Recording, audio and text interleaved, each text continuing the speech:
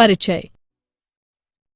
जड़ों, तनों तथा पत्तियों के गुणों, प्रकारों, रूपांतरणों और कार्यों की हम पहले ही चर्चा कर चुके हैं।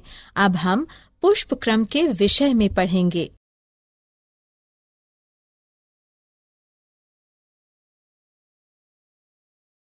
उद्देश्य।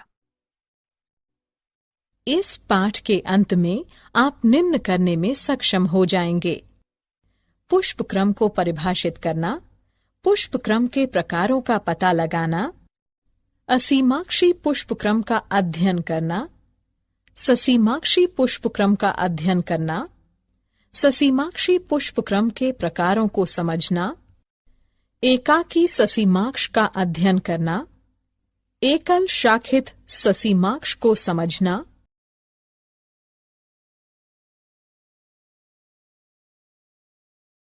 द्विशाखित ससीमाक्ष को पढ़ना, बहुशाखित ससीमाक्ष को समझना, पुष्प क्रम के विशेष प्रकारों का अध्ययन करना, साइथियम का अध्ययन करना, पुष्प भ्रमी को समझना, हाइपेंथोडियम का पता लगाना।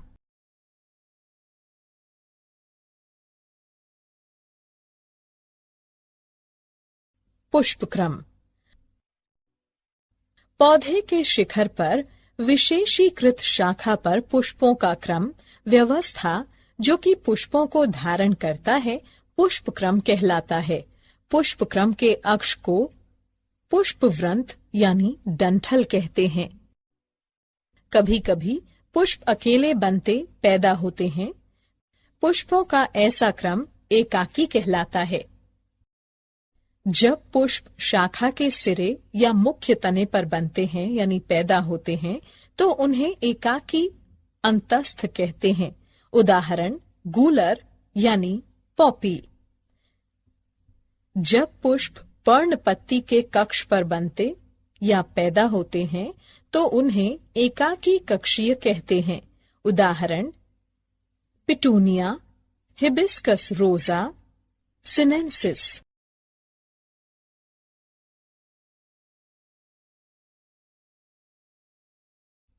पुष्प क्रम के प्रकार।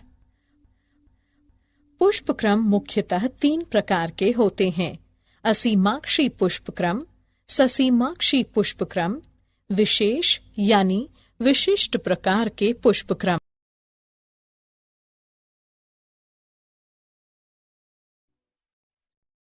असीमाक्षी पुष्प क्रम।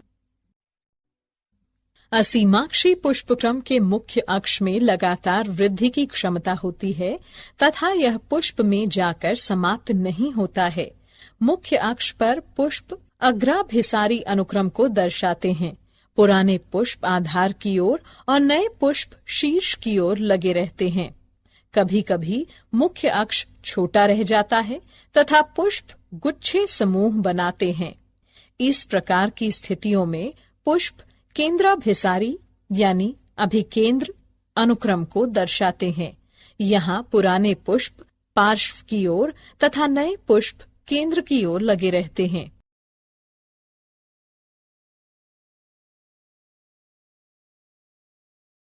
ससीमाक्षी पुष्पक्रम।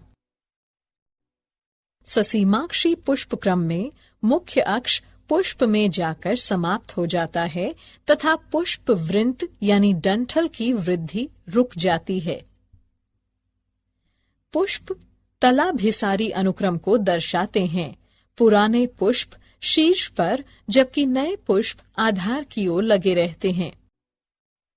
जब पुष्प गुच्छों में व्यवस्थित होते हैं तो वे केंद्राभिसारी यानी अभिकेंद्री होते हैं।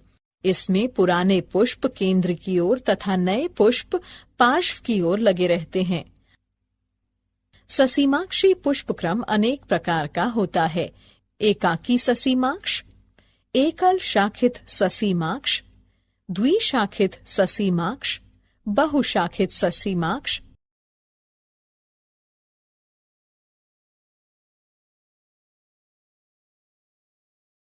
एकाकी ससीमाक्ष। यह ससीमाक्षी पुष्पक्रम का सरल प्रकार है जिसमें कि सिर्फ एक ही पुष्प होता है। पुष्प छोटे पुष्पवृंत यानी डंठल पर अंतस्थ या कक्षीय अवस्था या स्थिति में हो सकता है। उदाहरण थेस्पेसिया।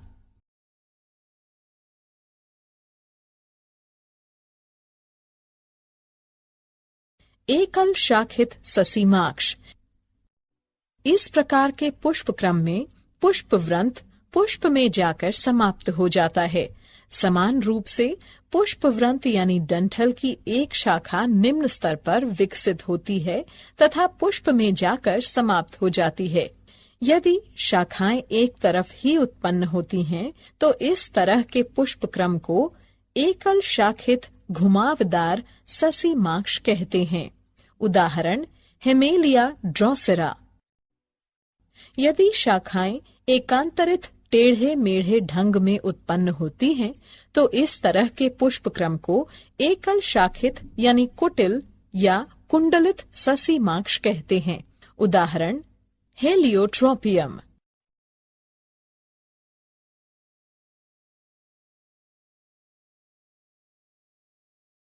द्विशाखित ससीमाक्ष। इस तरह के ससीमाक्षी पुष्पक्रम में पुष्पवृंत यानी डंठल अपने सिरे पर एक पुष्प निर्मित करता है। इस प्रकार पुष्पवृंत यानी डंठल स्वतः ही निम्न स्तर पर दो शाखाएं निर्मित करता है। यदि पुष्पक्रम में केवल 3 पुष्प हों, जहां की केंद्रीय पुष्प सबसे पुराना और बराबर वाले पुष्प नए हों, तो इसे सरल द्विशाखित ससीमाक्ष कहते हैं। उदाहरण चमेली। यदि पुष्पक्रम शाखित होता है तो उसे संयुक्त द्विशाखित ससीमाक्ष कहते हैं।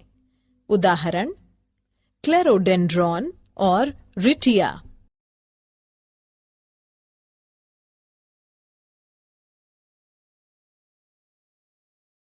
बहुशाखित ससीमाक्ष। इस तरह के ससीमाक्षी पुष्पक्रम में मुख्य अक्ष पुष्प में जाकर समाप्त हो जाता है।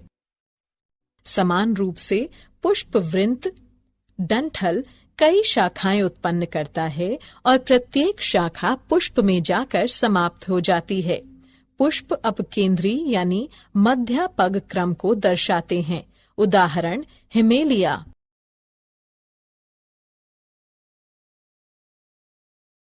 विशेष प्रकार के पुष्पक्रम। कुछ पौधे विशेष प्रकार के पुष्पक्रम को दर्शाते हैं। ये निम्न प्रकार के हैं: साइथियम, पुष्पभ्रमी, हाइपेंथोडियम।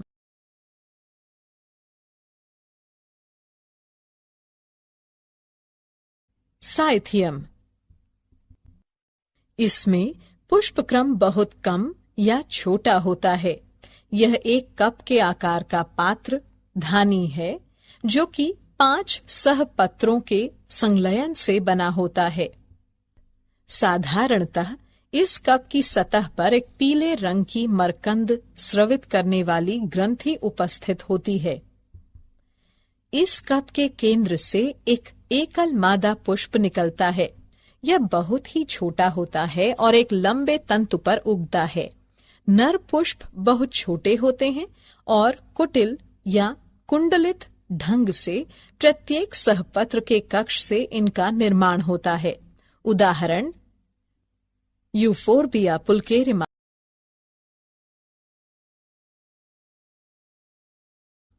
पुष्पभ्रमी। पुष्पभ्रमी एक विशेष प्रकार का पुष्पक्रम है जो कि ल्यूकस में दिखाई देता है। इसमें तने की प्रत्येक गांठ पर किसी भी एक तरफ 2 कक्षीय विपरीत ससीमाक्षी पुष्पक्रम विकसित होते हैं।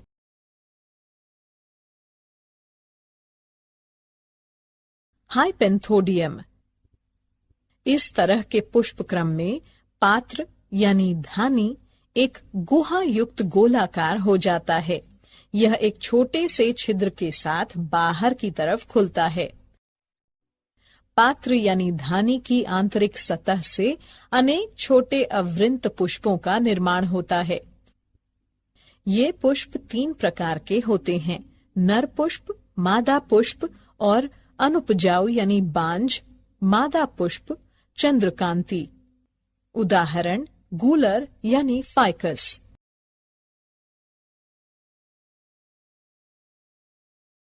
क्या आप जानते हैं? अमोर्फोफिलस भारत का सबसे बड़ा पुष्पक्रम है। पूया रेमोंडी 32 फीट विश्व का सबसे बड़ा पुष्पक्रम है। दल युक्त सहपत्र बोगेनविलिया में पाया जाता है। कोएनेंथियम खुला हाइपेंथोडियम होता है।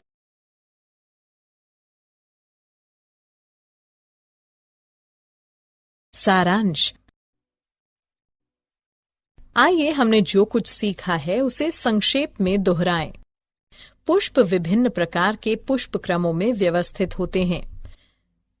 पुष्पक्रम के अक्ष को पुष्पवृंत यानी डंठल कहते हैं। पुष्पक्रम फूल गोभी का खाने योग्य हिस्सा होता है। सिंकोनस एक संयुक्त अथवा बहुल फल है जो कि हाइपेंथोडियम पुष्पक्रम से विकसित होता है।